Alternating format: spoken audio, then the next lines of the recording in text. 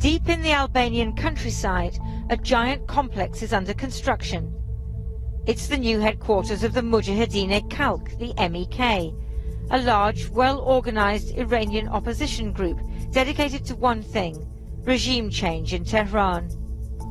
And the MEK have powerful friends they hope will help them achieve that, including members of President Trump's inner circle.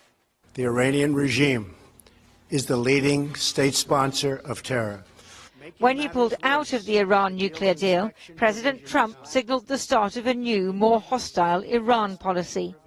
Looking on approvingly, his national security advisor, John Bolton.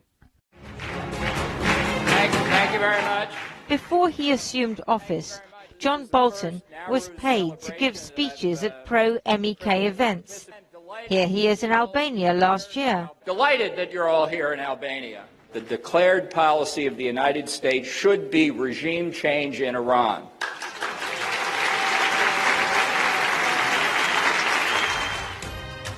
President Trump's aides say that the MEK's leader, Maryam Rajavi, is the face of a democratic future for Iran. You're the vision for the future. You are the vision for the future of Iran.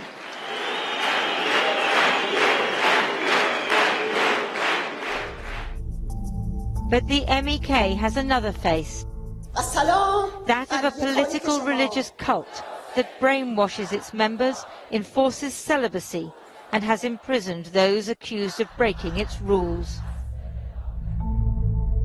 The MEK says the complex is a refugee camp, so I went to take a look.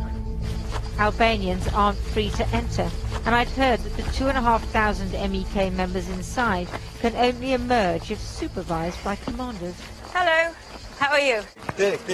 We were immediately intercepted by Albanian private security guards. So they're saying we can go no further. We're within a few hundred yards of the Mujahedin al-Khalq camp. But this is Albania. It's hard to understand why we can't go any closer. They're erecting more buildings, expanding the camp. But they didn't want to be filmed or to talk. Hi, how are you? Okay, good? Everything good? I spotted a woman in the classic MEK garb. You are Mujahedin? Yeah, Mujahedin. Okay. At this point, several MEK men appeared from inside the camp and accused us of being Iranian government spies and terrorists. You want to see my... That's my card. That's my card. Press card. The guards attacked our translator and went for the cameraman. So what have they got to hide? Nice to see you. Okay, we can stop. Okay. Back in the 1980s, in the Iran-Iraq War, the MEK fought on the side of Saddam Hussein against their own country, so many Iranians saw them as traitors. The Iranian regime then executed thousands of MEK political prisoners. They operated from a military base in Iraq and were classified as terrorists by the US government. When the Americans toppled Saddam in 2003, the MEK surrendered to US troops, but they came under repeated attack from pro-Iranian forces. Fearing a massacre, the Americans revoked the MEK's terrorist status and shipped the group off to a poor country which was grateful for US support and wanted to earn more: Albania.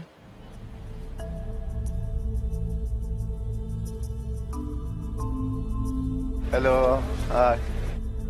In Tirana, I met a couple who were trying to convince Albanians that the MEK is up to no good in their country. Mustafa and Mahbube used to be MEK supporters.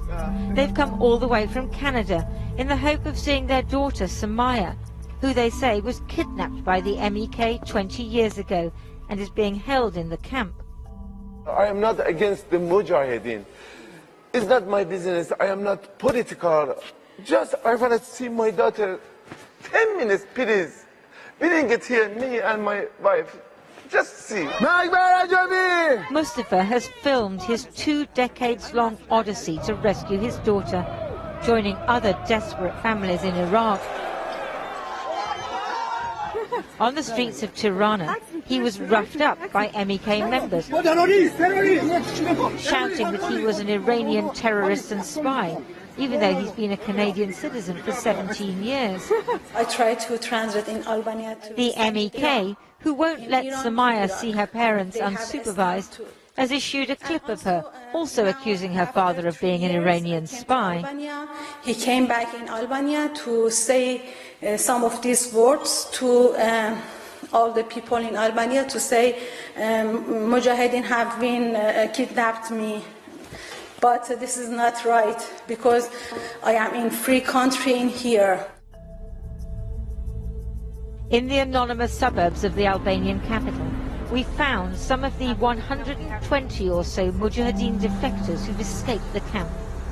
They fear that their former commanders are still watching them, but some want to tell their story nonetheless.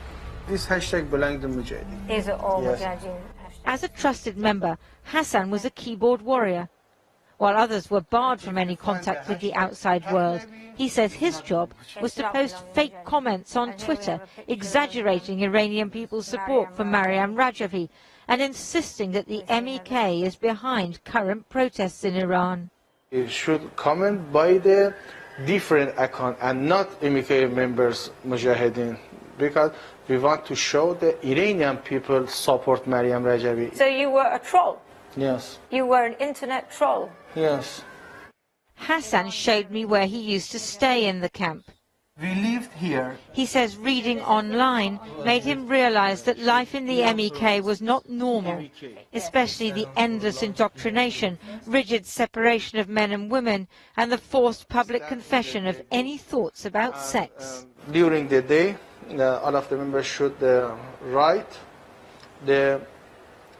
any sexual moments in their mind. Any thought, you mean? Yes, yes. Write on the paper, and every night we should read in front of the others and their commanders. For example, when I wake up, I have a sexual moment, or when I saw a woman or a girl, I have a sexual moment. Or so you have to confess? Yes. The defectors should feel free in Tirana, but mental and physical scars remain. Mohsen, as we're calling him, told us he was tortured in Iraq 24 years ago when Mujahideen commanders accused him of being an Iranian spy. من نزدیک به 45 روز تحت همین شکنجه اینا بودم. یعنی اینجوری شکنجه میکردن که من بتونم حرف بزنم. It wasn't until he got to Albania that he plucked up the courage to defect. من خودم واقعیت این که اصلا احساس امنیت نمی‌کنم توی این کشور آلبانی. به دلیل اینکه مجاهدین هستن. می‌خوام سربنیستش کنم. اونا دنبال سربنیست کردن منن. We've obtained a secret Albanian police threat assessment from earlier this year that says the MEK members are deeply indoctrinated, have been part of military structures and participated in acts of war and terror. It continues, in Iraq, some former members of this organization were murdered. There are reasonable suspicions that the situation here is similar to the one in Iraq. Albanian security officials worry that the MEK is building a state within a state. Organizat me rregulla le themi strikte dhe në rast se del nga korniza e tyre kriminale, ata ekzekutohen vetë nga antarët e vetë brenda vetes. When we contacted the MEK, they accused Channel 4 News of being Iranian government agents, saying no logical person with common sense would expect the Iranian resistance to partake in a program which all signs indicate has been coordinated with the Ministry of Intelligence and Security from the onset. The MEK held its annual jamboree in Paris in June. President Trump's personal lawyer was there as usual. Over the years, he's been paid tens of thousands of dollars to promote the MEK. The mullahs must go, the Ayatollah must go, and it must be replaced by a democratic government which Madam Rajavi represents. Other US politicians were also present. Some are long-standing MEK supporters, but now, for the first time, they can effectively provide a hotline to the Oval Office. Perhaps the MEK's cultish behavior makes it more of a threat to itself than to Iran. In the camp, they're aging, and as they weren't allowed to have children, there's no new generation. On the outskirts of Tirana, we found a bleak graveyard. Identical tombstones for MEK members who died of disease or old age. Martyrs for a cause that has almost no support in Iran, but is nonetheless promoted by paid American politicians.